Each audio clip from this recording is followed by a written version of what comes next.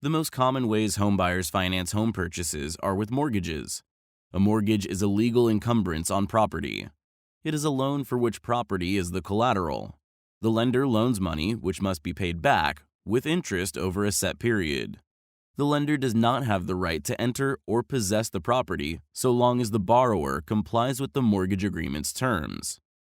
The first benefit of a mortgage is that mortgages are typically available with much lower interest rates than other types of loans. As of this writing, the average mortgage rate for a 30-year fixed mortgage is about 4.5%. Contrast that with credit card interest rates, which are typically well over 10% and can be as high as 24% or even higher. Because real estate typically appreciates on average at a rate of more than 5% per year, low mortgage rates encourage homeownership, since expected appreciation is often more than the mortgage interest paid for the investment. Moreover, except in the case of very expensive homes, mortgage interest qualifies as a Schedule A tax deduction, further encouraging homeownership through this tax break. In all, Americans hold over $14.5 trillion in mortgage debt, and this sum keeps increasing. While the borrower makes monthly payments to repay the loan, he can use and occupy the land.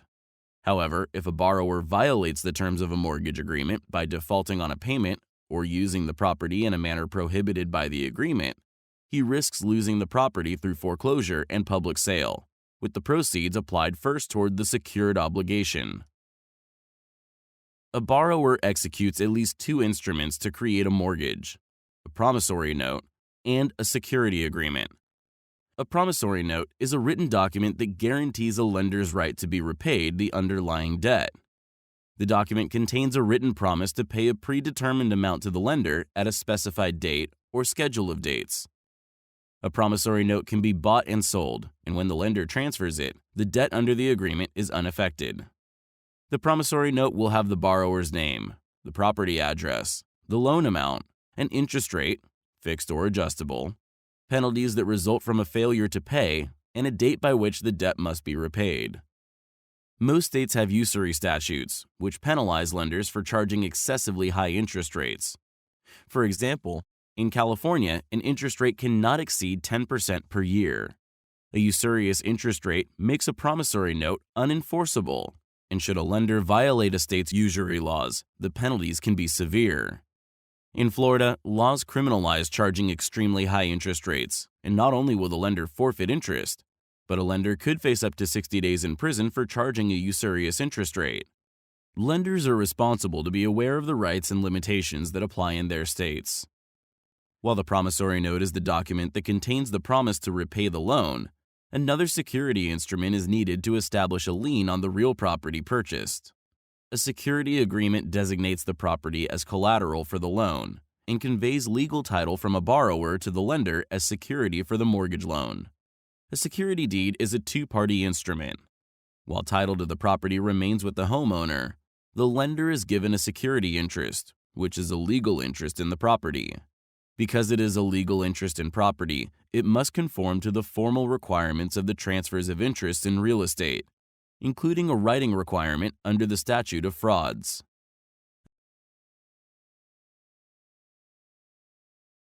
Another possible financing strategy is to execute a deed of trust. A deed of trust is like a mortgage because it pledges real property to secure a loan. However, unlike a mortgage, where title to the collateral remains in the debtor and creates a lien on the real estate in favor of the creditor, a deed of trust conveys title to a third party known as the trustee. The trustee holds the title in trust with the lender designated as the beneficiary. The deed of trust secures repayment of the loan created by the promissory note and guarantees the borrower's performance by holding the underlying property as collateral. If the borrower defaults on the mortgage, the trustee can sell the land and give the sale proceeds to the lender to offset the borrower's remaining debt. Regardless of whether the security agreement is a deed of trust or mortgage, it must include the parties' names, words of conveyance or grant, a legal description of the property, legally compliant execution, and attestation. A borrower can secure a loan by using personal property with substantial value. For example, a borrower can use items such as jewelry or artwork as collateral. Article 9 of the Uniform Commercial Code a uniform commercial law adopted in every U.S. state, regulates secured transactions. Under Article 9, a borrower signs a security agreement conveying a security interest in personal property to the lender, and then files a UCC-1 financing statement.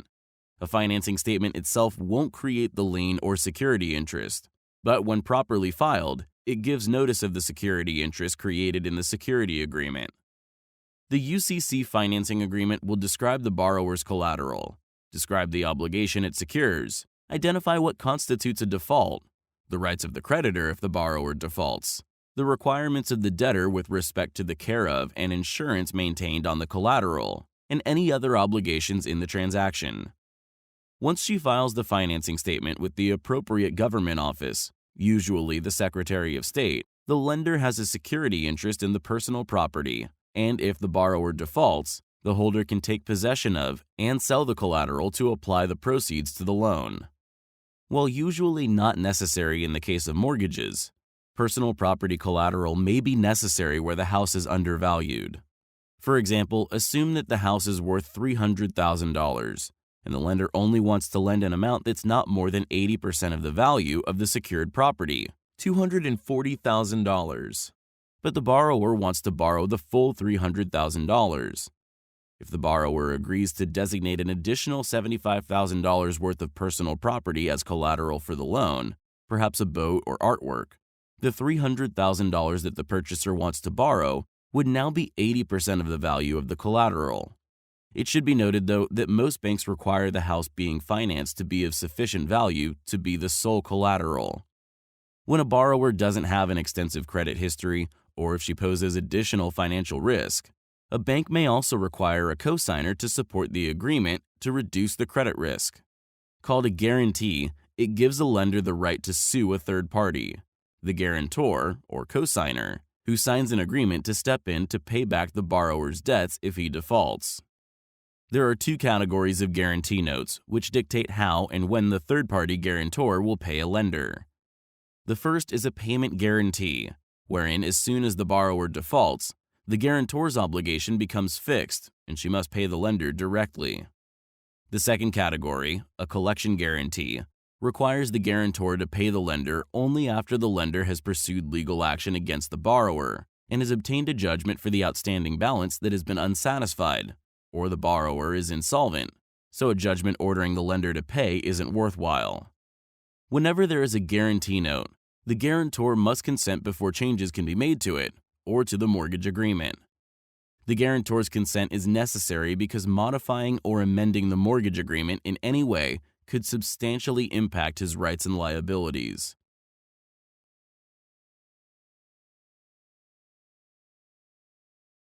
Promissory notes and security agreements together create a mortgage between a bank and a real estate buyer. Lenders differ on the key terms and conditions necessary for these agreements, but certain ones are uniformly included. A mortgage agreement's dragnet clause secures all debts that the borrower may owe to the lender at any time. A dragnet clause is so named because it drags in all other debt that has been, or could be, incurred between the borrower and the lender. A dragnet clause is worded as follows: the agreement is made and intended to secure all indebtedness now or hereafter owing by the mortgager to mortgagee. If a borrower takes out a mortgage with a dragnet clause and she returns to the same bank later to take out a personal loan, any money loaned as part of the personal loan will be dragged into the mortgage's balance. The clause also applies to late fees and other costs that are due to the bank. A property owner who has taken out a mortgage can sell her property even if she still has numerous mortgage payments to make. However, a mortgage agreement can inhibit the free transfer of property if the underlying agreement includes a due-on-sale clause. Such a clause will affect both a borrower and a lender if a property owner wants to sell the property without having paid back the entire loan. This clause allows the existing lender to call the entire loan due and payable if the homeowner transfers title to the home without paying the loan in full. However, it should be noted that federal law, under the Garn-St. Germain Depository Institutions Act of 1982, disallows the enforcement of due-on-transfer clauses when the transfers are made to certain close relatives. If there is no due-on-sale clause, mortgages are easily transferable. A transferable mortgage, also called an assumable mortgage, is a loan that one party can transfer to another. The lender puts the loan in the transferee's name. The transferee takes responsibility for repayment under same interest rate, in other terms the original borrower had. Though the mortgage can be transferred, its language determines subsequent purchasers' potential liability for the original borrower's debt. The key words here are subject to or an assumption of. If the property can be transferred subject to a mortgage, the new owner cannot be held personally liable for the underlying debt. If the subsequent holder of a subject to mortgage defaults, the lender can foreclose on the property will be foreclosed, but the lender cannot sue him for any remaining amount due on the debt after public sale. Rather, the lender can recover any remaining damages from the original borrower. On the other hand, if the subsequent holder of an assumption of mortgage defaults, she becomes personally responsible for repaying the debt. The lender can foreclose and sell the property and sue both the original borrower and the subsequent purchaser for any amount still owed on the property. A borrower may want to take out a second mortgage on his property. Unless the first mortgage agreement expressly prohibits him from doing so, he can mortgage his property as many times as he wants. It's risky for a lender to issue a second mortgage because the second mortgage terminates if the borrower defaults on the first. Every subsequent mortgage is inferior to the prior. To mitigate this risk, the issuer of a second mortgage often requests estoppel certificates, requiring the first mortgage holder to give notice of an impending default and give the second mortgage holder an opportunity to cure and prevent foreclosure.